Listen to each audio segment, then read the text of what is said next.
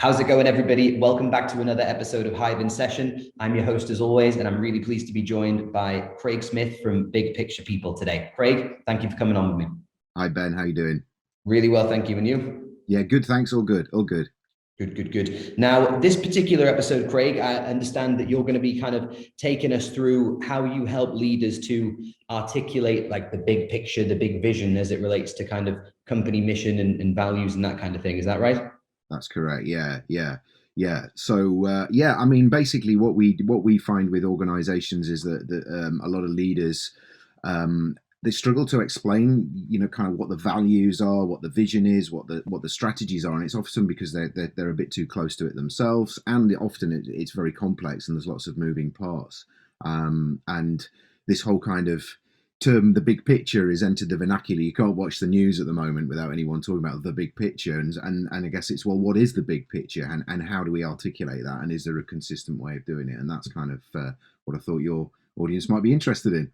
Yeah, absolutely. I mean, it's one of the things that certainly that we hear about quite a lot, kind of in the space that we operate in. And I think it was interesting there you talking about kind of leaders being, I suppose, too close to things to being able to see it, because I think oftentimes, and maybe this depends on the size of the organization, but I've found that certainly in and around the sort of startup and scale up culture, it tends to be that, it's the personality and the culture of the founder and the subsequent kind of leaders of that business that inform, the values, the culture, but also like the language and the way that the company speaks. So Yeah. do you think that there's a need for sort of, I guess, a greater sharing of responsibilities, a dissemination of kind of that sort of responsibility as it relates to creating a culture and values? Yeah, definitely. I mean, I think your point's great there, and spot on. I mean, in terms of smaller organisations, it does tend to be, there's more people are more intimately aware of that. The people tend to be more connected. I always use the analogy. It's a little bit like when we lived above the shop, as it were, where everybody knows by everybody by first name, and as you say, the values of the organization tend to be associated with the founders of the organization. But I think it's as organizations get bigger and more differentiated that becomes more diluted, perhaps, and also and there becomes multiple, interpretations of what that big picture is, which is fine, and it's okay to have that kind of local interpretation. But at a broader level, we do need some consistency. We do need some alignment around that, and that's why I think that there's the six fundamental questions that leaders need to be able to answer for their people, in order to build that big picture in people's minds. Excellent. So, I mean, I imagine that we're going to get taken through maybe all of them today if we're lucky. Yeah, and obviously, I'm not going to go through them all in great detail. And I know we've got a one pager that I'm happy to share with your audience, which kind of summarizes this, so you don't need to make lots of notes. But I guess the six questions you can look at from two perspectives. You can look at them both from an emotional connection, as in, kind of the whole, I guess, the heart's perspective, but also the rational connection with the answers are as well, which is the kind of rational side of it as well, and the logical side of it. And we've got different people in different organisations who need different answers to these questions, or they need to come at it from an emotional or a rational angle. So, but I haven't got time to go through all detail. But I mean, the first question we need to be able to answer, and fundamentally, all organisations are going through transformation. Even at an early stage, there is a transformation that they're on. They're growing, or if at a later stage of an organisation, they're consolidating, they're maturing, and their strategies are linked around that. So the first question we need to answer is, why do we need to change? And I think, again, that's something that leaders tend to take as read, that everybody must know why we need to change. But often, as we know, or in organizations, people don't. They're buried away in the organization. They're not necessarily dealing directly with customers. And so there's a lack of awareness of why they need to change. And also with that, a lack of a sense of urgency as to what that means I need to do differently in order to be able to deliver that. So the first question is, why do you need to change in the first place? And we need to answer that both from an emotional perspective and from a rational perspective. Definitely.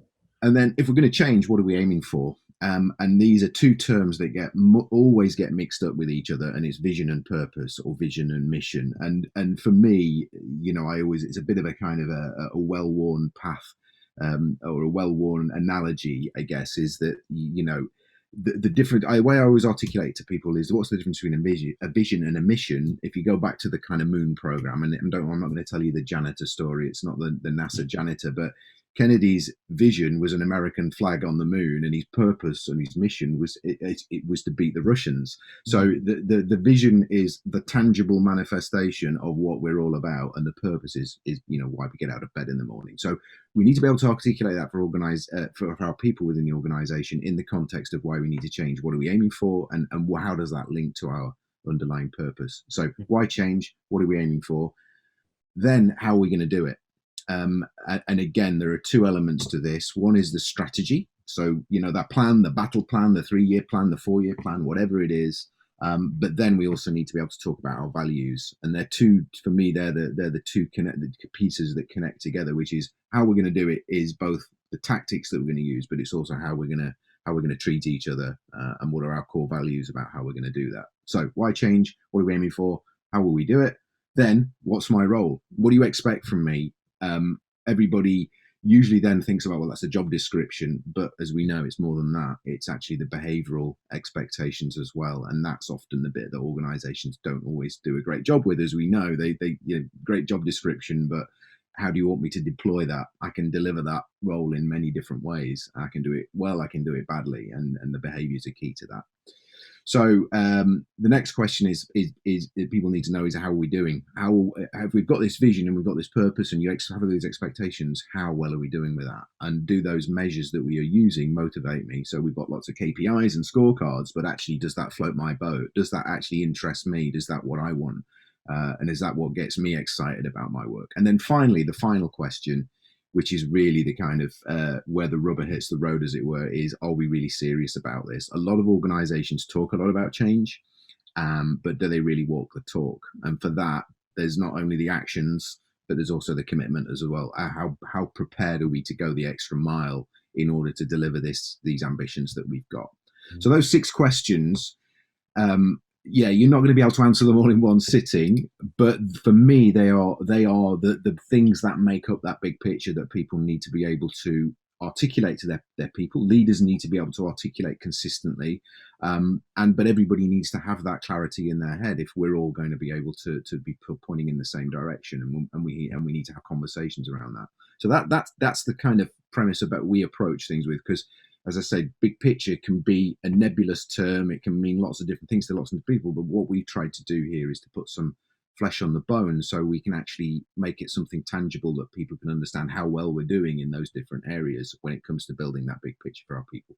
Yeah, absolutely. I mean, I think that, having a sort of a set, as we said, kind of vision and a kind of a framework for not only understanding it, but then achieving it, is absolutely where you want to go. I mean, in terms of that final question there, sort of how serious are we about this? It occurs to me that, maybe that's one of the questions that you need to really answer first and foremost before you really start. So, I mean, is it the case that, I suppose is it me being too simplistic to think that these questions are ordered particularly, or could you go at them in kind of several different? No, you could come at them from various different angles, and what we say to clients is it's a bit like think of them as ingredients in a recipe. If you pile them all into the one pot, it's going to be pretty disgusting, unpalatable.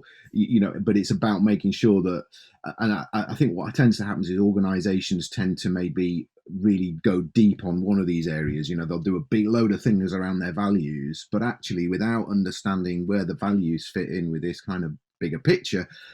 It all well, we've done this thing, we've got all these things stuck on the walls, and everybody's now sort of telling me that I need to sort of demonstrate integrity, and I need to sort of sort of show that I'm ambitious, but I don't really understand why.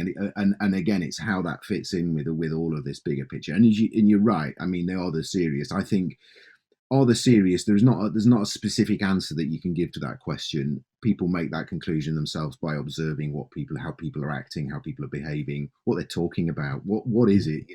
When we have a meeting, what's the first thing we talk about? Is it money, or is it people, or is it customers? That will give a strong indication of whether we're serious. And if it's money, that's fine. If that's what our ambitions are, and that's what we're trying to change, and that's what everybody's aligned around.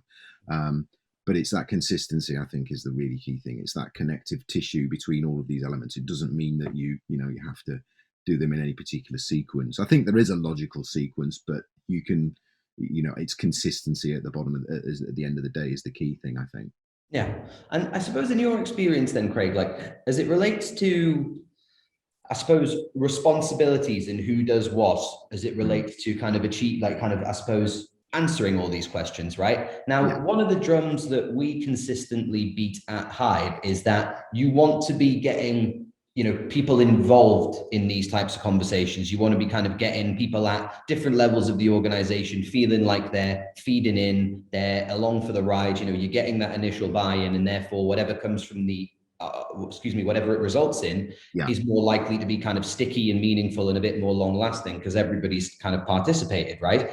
yeah. Do you sort of see that the most successful examples of people going at these are people who do look to sort of crowdsource and collaboratively answer the questions? Or do you sometimes see, members of an SLT, for example, being like, well, look, this is on, we make these decisions. You often hear about, that people always look to the person who gets paid the highest, it's called the Yeah. hippo, isn't it? The highest paid person's opinion. And you Yes. think Yeah. like, we probably need to kind of start to move away from that, don't we? And kind of really get everybody's experience involved. Yeah, yeah, I agree. I think there's different things work for different organisations. I think some organisations, someone does need to take a lead on it, and some and people may be privy to certain information that we just need to be better at explaining that information so people can come to those conclusions themselves. But I agree with you. I mean, if you can crowdsource it, I mean, it's the classic time versus designed by committee and all of that sort of thing. I mean, you can, and we've seen it work really well. I mean, what my personal kind of where I've seen it work really well is where organizations have already or either an infrastructure or they're developing an infrastructure of people within the organization who are kind of change agents or employee ambassadors. They get called all sorts of different things, who Mm. are the kind of eyes and ears, and but are also, so it's like they're the kind of conduit through information, and we're not just relying on managers, on hierarchies to get this information up and down the organization. So in some organizations, the SLT are really well connected to the business. They really know what the kind of, they've got their finger on the pulse, and they can legitimately make those sort of decisions and share them with the organization. I would never advocate a kind of a PowerPoint town hall, one way flow of information. Our approach and our kind of methodology is very much around helping people to have conversations around these questions, but also if we've got a conclusion that we want people to come to, not to tell them what that is, not to tell them how we need to do it or why we need to change, but present them with the information that we think is relevant and help them make that same decision that we have. So it's leading people to a conclusion that we've come to rather than telling them this is what we've decided and therefore, if you don't agree with us, you're wrong. No. That's not a recipe for success from my experience.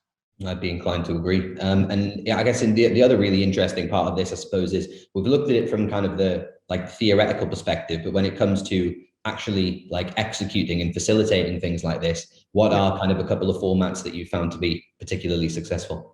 Yeah, well, I mean, we've got a particular methodology and approach that we use, and that was about visualizing a lot of this stuff. So we create visual metaphors for that answer all of those 6 questions that I've just been through. That will tell us why we need to change it. It'll tell us what we're aiming for. It'll tell us, or it'll explain. It'll give us information. So visualization, conversation is really important. As I said, it's about internalizing this, and social learning. It's not about sit me through a PowerPoint deck and tell me why we need to do all this stuff. It's about help me and my colleagues work through this together with you so we can go through some of that thinking, and it's interactivity and making it engaging.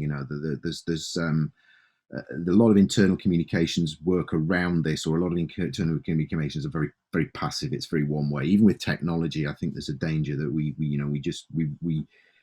measure engagement through likes and shares and clicks and that sort of thing, but there's a deeper level of engagement that we're looking for. Is actually, are people then going to have a conversation about it, in the old world, in a corridor, nowadays maybe through their next kind of Zoom team meeting or whatever. But is it been internalized? So what we try and do is try and create a trigger for those conversations that will then flow out into the organization, and that's how organizations change. I always say, people say to me, what is culture? I mean, for me, the culture of an organization is the sum total of all of the conversations that are taking place on a daily basis. That's how that's what culture is. And if we can some way nudge the dial on those conversations so they are more leaning into where we need to be as a business, where we need to be as an organization, what our customers need us to be, that's health. That's how change happens in my experience. It's not through some kind of big proclamation that we've got this new set of values or a new vision, and everybody then suddenly is switched on and aligned with that. It doesn't work like that in reality.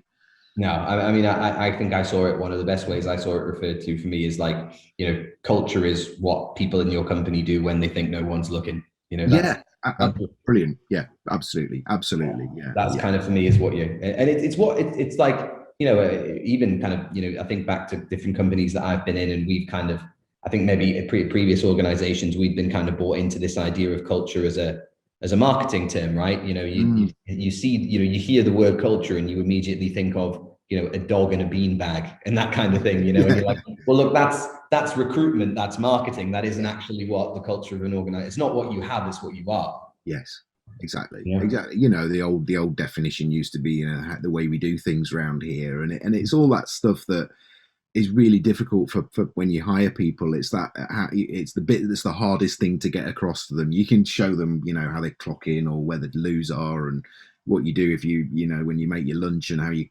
put things in the dishwasher, but actually, the how we do things around here, when it's about how we interact with each other, our values are, whether we stay back if there's a project we've got to get finished and a customer needs it. It's all of that tacit stuff, which is quite difficult to articulate. But as we know, if we get it wrong, or if we hire people into that who don't fit with that cultural fit or haven't got the potential to fit in with it, it can be a messy process. Yeah.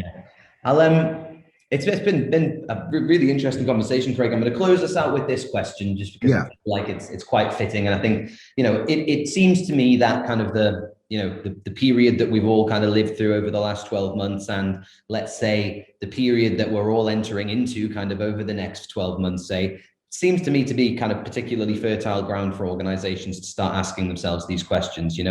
I think that however, what's the word?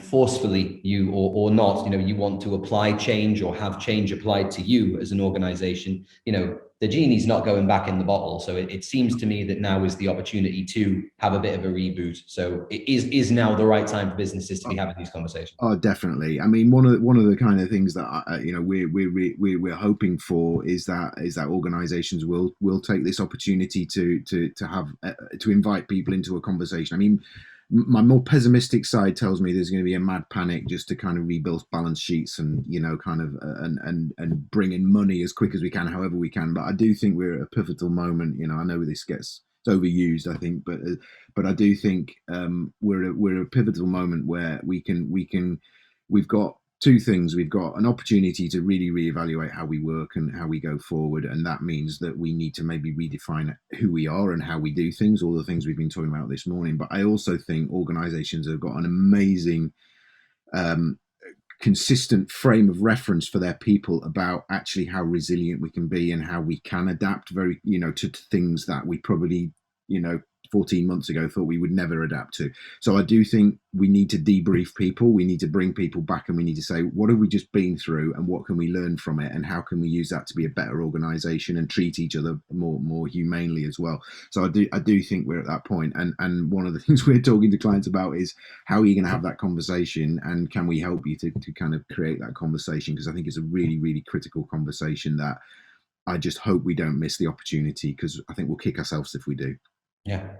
I think the reality is that the businesses who have those conversations, they're going to be, and when I use the word profit, probably financially, but I think also kind of, you hear a lot about sort of the upcoming battle for talent and all that kind of stuff. And it's, I think appetites have changed from certain parts of the workforce. And, I think you need to be seen to be a business that is adaptable, because this rush back to the way that we used to do things, I think is just going to be probably a bit of a fool's errand, if you ask me. But yeah, don't get me started. I could No, carry no, on. no, no. I think we're on the same page. No, I think, as I said, I think that the opportunity we've got here to show people, what have you achieved over the last 14 months that you probably never thought I heard it on a podcast the other day. Someone was saying, we've had 10 years of change in 14 months. The amount of to get people working the way they're working now would have normally, in the natural course of human evolution, would have taken about 10 years, and we've compressed that into 14 months. If we don't kick on from that, then we've only got ourselves to blame.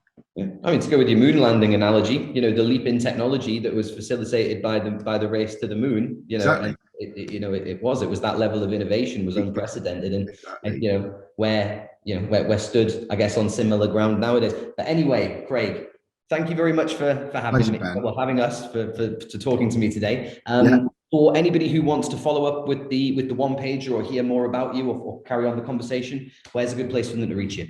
Yeah, so I mean, our website, thebigpicturepeople.co.uk. You can drop us an email at info@thebigpicturepeople.co.uk. But also, what I'll do is I'll give you a link that you can put on this. The people can kind of download this one pager. And if anybody's got any questions about it, we're not going to pounce on you and try and sell you anything. And I'm also interested to see if anybody's got any builds on it. We're not arrogant enough to say this is absolutely the only way, but it works for us. It works for our clients. But always good to get feedback as well. Fantastic. Thank you very much, Craig. Cheers, Ben. All the best. Thank you. And thank you, everybody, for watching. This has been another episode of Hive in Session. I'll see you in the next one.